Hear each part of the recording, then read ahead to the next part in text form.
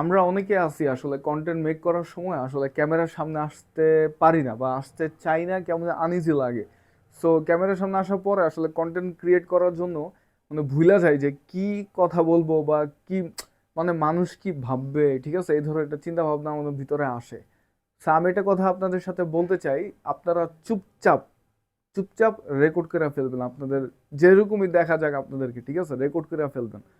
ক্যামেরার সামনে আইসা কথা রেকর্ড করে ফেলবেন। এই যে আমার কি এখন দেখতেছেন না কথা বলতেছি, রেকর্ড করে ফেলবেন। তারপরে নিজে নিজে দেখবেন, দেখবেন কি আপনার ভিডিওটা ভালো হয়ে গেছে। ট্রাস্ট মি, আপনি নিজে একটা হিরো, ঠিক আছে, আর মেয়েরা হইতেছে হিরোইন, সরি হিরোইন না মানে নায়িকা, যাই হোক। সো নিজে নিজে কন্টেন্ট মেক করেন এবং আর কি দেখবেন যে আপনার মানে ক্যামেরার সামনে আসার পরে যে আমিও তোতলাইতেছি কিন্তু কন্টেন্ট কিন্তু বানাচ্ছি। তো সবার মধ্যে এই প্রবলেমটা হয়, বানান।